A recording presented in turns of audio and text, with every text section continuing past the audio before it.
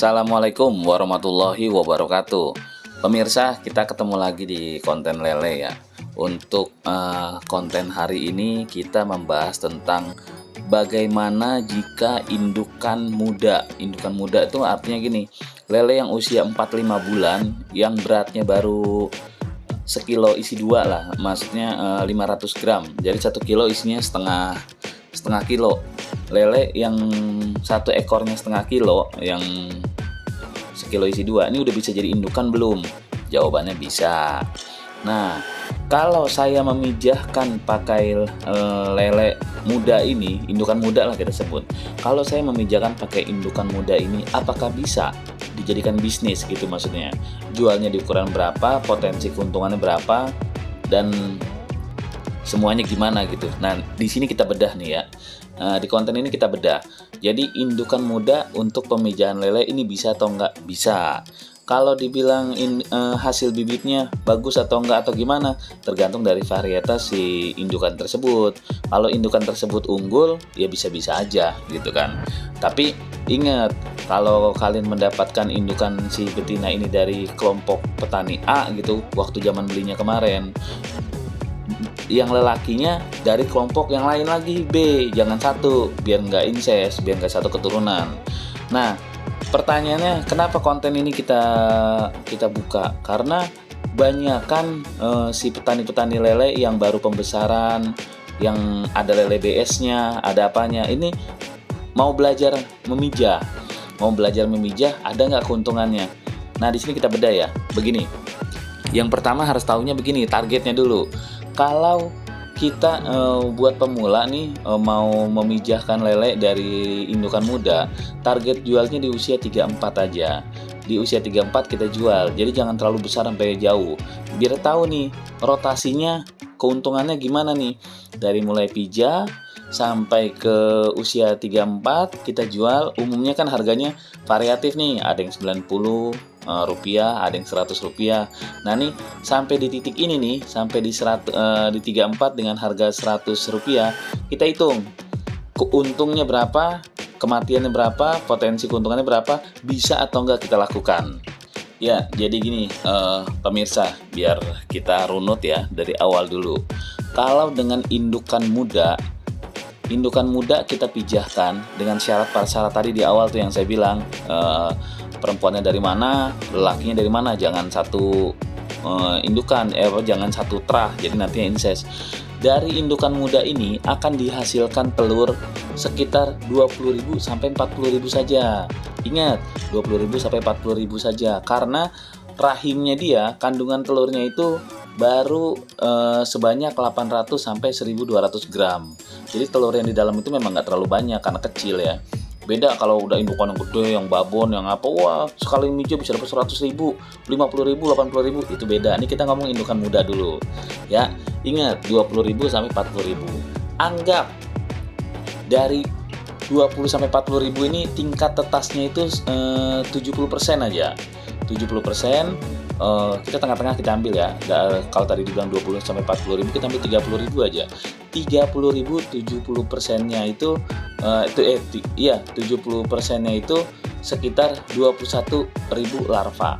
Jadi larvanya nih yang menetas nih, kita anggap 21.000. Begitu dia netas itu kan kayak semeraut tuh, kayak bintik-bintik kecil-kecil. Nah, itu kita anggap ada 21.000 karena indukan muda nih ya. Nah, hidupnya sampai ke ukuran 34 itu kita anggap 55%, setengah lebih lah gitulah. Jadi kalau kita hitung di angka 55%-nya, ya kalau dia 60%-nya bagus, 70%-nya bagus. Ini kita ngomong yang aman aja. Yang aman, standar aman aja. Dari 21.000 larva tadi, anggap 55%-nya menjadi 11.550 ekor bibit. Nah, 11.550 ekor bibit ini kalau kita jual dengan harga 100 rupiah per ekor, maka akan menghasilkan uang 1.155.000. Catat tuh. Jadi kalau dari satu kali tetasan ini dengan indukan muda, dengan tingkat kematian atau tingkat kehidupan SR yang standar lah, itu menghasilkan uang 1.155.000. Itu Apakah itu bersih? Ya enggak, kan ada biaya cacing sutra. Nah, cacing sutranya ini untuk mencapai usia 3-4 cm gitu, kita membutuhkan kurang lebih 3,5 sampai 4 kilo cacing sutra. Untuk 21.000 larva awal tuh, kan kita kan ada 21.000 nih yang kita bicarakan nih, yang netes nih. Kalau dia lebih banyak ya berarti lebih nambah lagi. Nah, harga cacing sutra ini variatif, tergantung daerah. Ada yang 25.000, ada yang 30.000, 35.000, ada yang main gayungan, ada yang main plastikan, ada yang main kiloan lah bahasanya. Itu beda-beda tempat, beda-beda. Intinya masih masuk akal. Anggap biaya cacing sutra ini kita anggap 4 kilo, 4 kali 30.000 lah yang harga tengah-tengah. Jadi 120.000. Nah, keuntungan kotornya nih setelah kita potong nih dari hasil penjualan ukuran 34 dengan standar kita yang untuk awal pertama 1.155.000 tadi, dikurangin biaya cacing sutra 120, jadi 1.035.000. Udah tuh keuntungan kotornya tuh, keuntungan bersihnya udah dipotong semuanya, udah dipotong. Tapi kalau mau ditambahin lagi ya aerator listriknya anggap 20.000, airnya perawatan ya 15.000, terus obat probiotik ringan atau gimana 20.000, ya gitu-gitu itu bisa. Tapi kalau enggak ya udah anggap 1 jutaan lah. Jadi indukan muda itu, ini kita ringkas ya, indukan muda itu bisa dikawinkan. Hasilnya karena telurnya masih rahimnya itu masih kecil, 800 sampai 100 sampai 1.200 ini gram kecil, itu hanya menghasilkan larva itu hanya menghasilkan telur itu 30.000. 70%-nya netes, 21.000 larva yang hidup nih. Dari 21.000 larva ini ya untung kalau hidup semua, untung kalau kematian cuma 90%.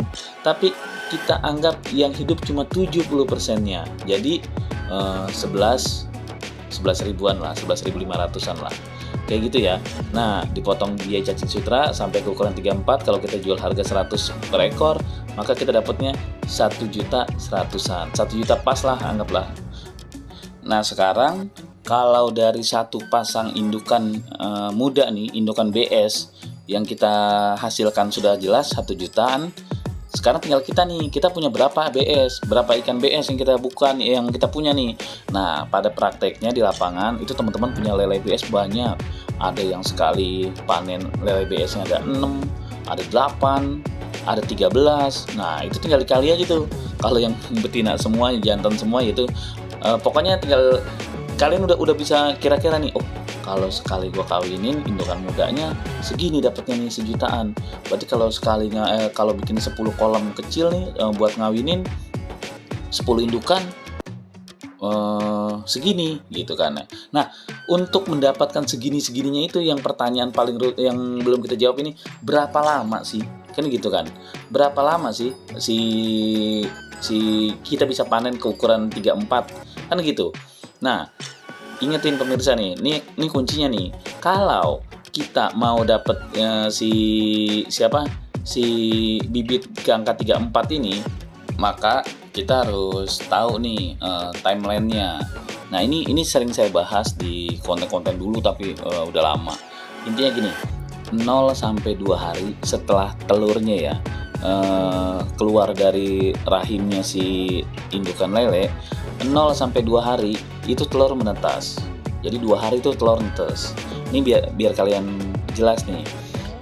2 hari kemudian larvanya yang masih pakai yang udah netes nih, kita pakai kuning telur atau pokoknya dia masih makan sendiri lah 3-4 hari. 2 hari kemudian, anggap di 5 sampai 7 hari mereka mulai makan secara alami. Itu tuh yang dibilang tuh kerangka mulai nyari lah tuh, dia mulai nyari setelah makan yang ini cangkang-cangkang telurnya. Di usia 10 hari, 8 sampai 10 hari, seminggu ke atas nih, seminggu lebih 2 hari lah, mereka mulai aktif tuh makan cacing sutra gitu ya. Nah, 11 sampai 14 hari, 2 minggu pas, itu ukuran biasanya sudah masuk ke 2 cm. 2 cm. Nah, tuh mereka makan makin banyak. Nah, untuk mencapai ukuran 3-4 cm siap jual, itu kita mentok di kalau hitungan hari di 18 hari. Udah 18 hari itu udah mentok. Jadi kalian tinggal bikin tanggalan aja. Hari pertama ini dipijak, 18 hari jual. Jadi hasilkan uang 1 jutaan ini dalam waktu 18 hari untuk indukan muda. Berbagi tidak pernah rugi, rugi kalau tidak pernah berbagi. Usikum wa nafsi bitaqwallah, dan saya berwasiat kepada kalian semua agar selalu bertakwa di jalan Allah. Wassalamualaikum warahmatullahi wabarakatuh. Nah, itulah diskusi kita. Tulis di kolom komentar apa yang kamu pikirkan agar kita bisa mendiskusikannya lagi. Yang belum subscribe, jangan lupa subscribe dan aktifkan lonceng agar channel ini terus terbangun dan kamu menjadi yang pertama mendapatkan pemberitahuan video untuk diskusi-diskusi kita yang lebih seru lagi.